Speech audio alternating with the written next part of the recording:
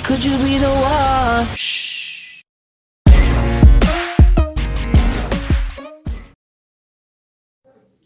Assalamualaikum warahmatullahi wabarakatuh. Sebelum saya mempresentasikan PPT saya, terlebih dahulu saya akan memperkenalkan diri. Nama saya Handrani Putri, NIM 220190092 dari kelas Teknik Sipil C. Baik, saya akan mempresentasikan PPT saya, MIT Kewirausahaan. Materi pertama, materi ini digabungkan dengan materi 2, yaitu ilmu kewirausahaan. Istilah wirausaha umumnya dipakai dalam kegiatan bisnis. Dalam hal ini, wirausaha merujuk pada konsep membangun, mengembangkan, dan mengelola usaha bisnis untuk mendapatkan keuntungan dan mengambil beberapa risiko di dunia usaha. Wirausahawan atau dalam bahasa Inggris dikenal dengan entrepreneur adalah orang yang melakukan aktivitas atau mengolah wirausaha seperti menentukan cara produksi baru, menyusun manajemen operasi untuk pengadaan produksi baru, dan cara memasarkan serta mengatur pemodelan operasinya.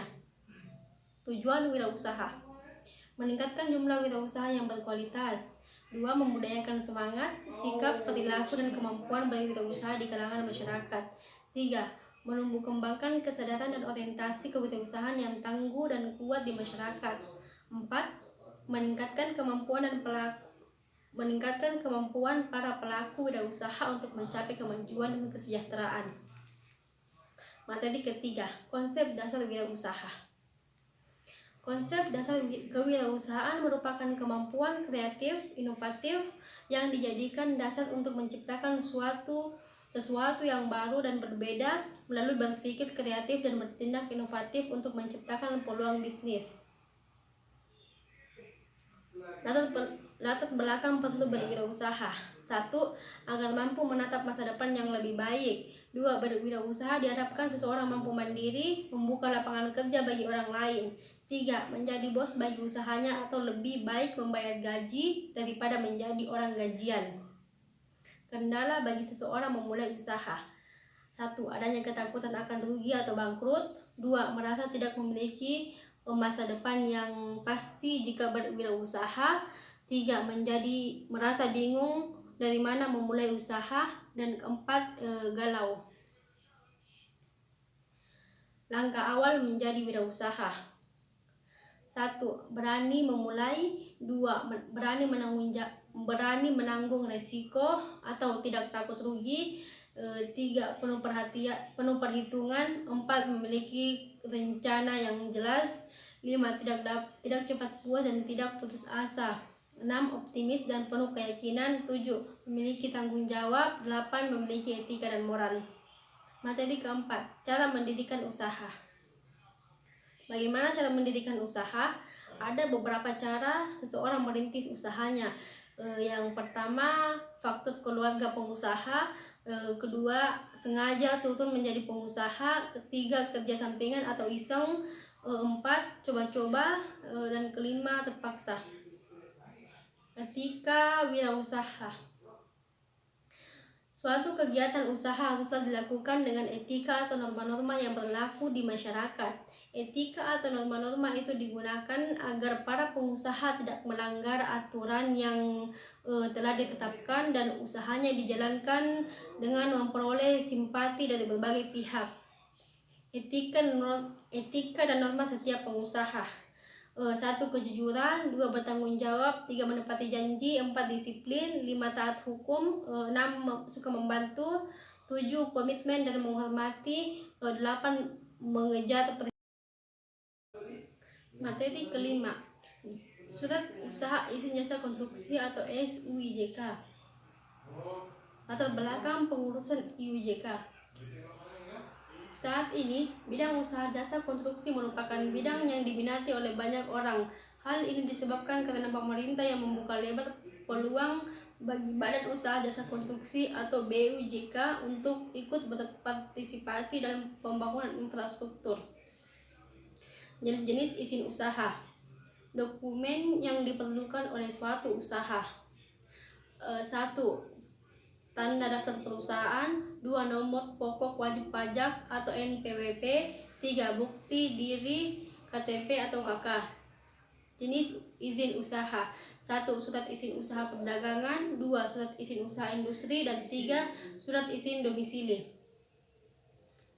Dasar hukum pengurusan SUIJK. 1. Undang-Undang Nomor 2 Tahun 2017 tentang Jasa Konstruksi pengganti Undang-Undang Nomor 18 Tahun 1999 tentang Jasa Konstruksi yang sudah dicabut dan tidak berlaku lagi. 2. Peraturan Menteri Pekerjaan Umum Nomor 4 PRT M 2011 tentang pedoman persyaratan pemberian izin usaha jasa konstruksi nasional memiliki modal sekaligus menjadi pengelola. Jenis-jenis SUIJK. 1. IUJK nasional. 2. IUJK PMA. Dan 3. IUJK BUJKA. Materi ke-6. Manajemen dan organisasi. Manajemen dan organisasi. Manajemen dapat diartikan sebagai proses sebagai perencanaan, pengorganisasian, pelaksanaan, dan pengendalian untuk mencapai tujuan tertentu.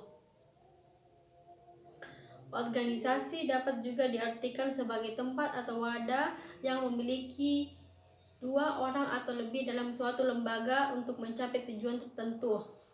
Fungsi manajemen. 1. Planning. Perencanaan adalah proses menentukan arah yang akan ditempuh dan kegiatan yang diperlukan untuk mencapai tujuan yang telah ditetapkan. 2. Organizing. Perorganisasian adalah proses pengelompokan berbagai kegiatan atau pekerjaan dalam unit-unit. 3. Executing. Menggerakkan atau melaksanakan adalah proses untuk menjalankan kegiatan atau pekerjaan dalam organisasi. 4. Controlling. Pengawasan adalah proses untuk mengukur dan menilai pelaksanaan tugas apakah sesuai dengan rencana. Bentuk organisasi berdasarkan hubungan wewenang. 1. Organisasi garis atau line adalah suatu bentuk organisasi di mana pelimpahan wewenang langsung secara vertikal dan sepenuhnya dari pimpinan terhadap bawahannya. 2. Organisasi line atau staff adalah jenis organisasi di mana pimpinan dibantu oleh staf yang ahli di bidang tertentu memberikan komando di dalam melaksanakan tugasnya. 3. Organisasi fungsional. Organisasi fungsional adalah organisasi yang disusun atau atas dasar fungsi yang harus dilaksanakan. Organisasi tersebut dipakai pada perusahaan yang pembagian tugasnya dapat dibedakan dengan jelas.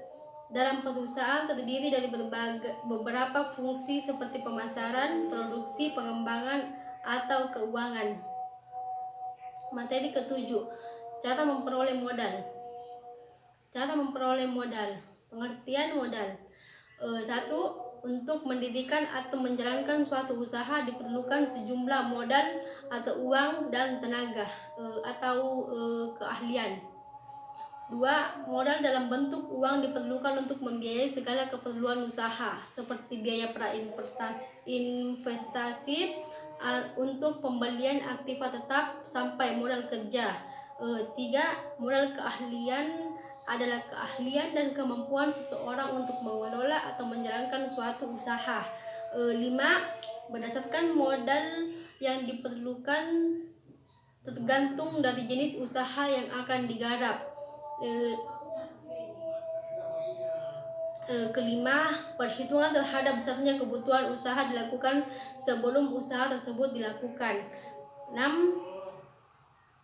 Perlu dilakukan proses seleksi karyawan. Jenis-jenis modal usaha. Ada 2 jenis modal usaha. 1. Modal investasi.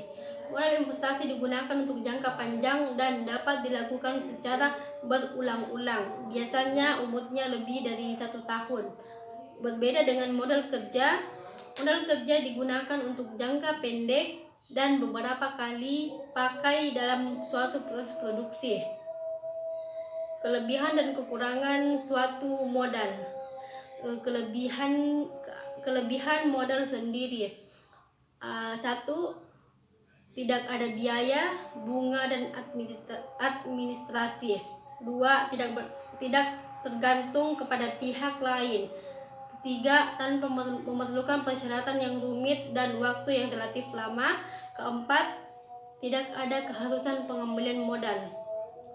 Sementara kekurangan modal sendiri yaitu 1. Jumlahnya terbatas. 2. Perolehan relatif lebih sulit. 3. Kurang motivasi. Itulah tadi presentasi dari saya. Sekian dan terima kasih. Assalamualaikum warahmatullahi wabarakatuh.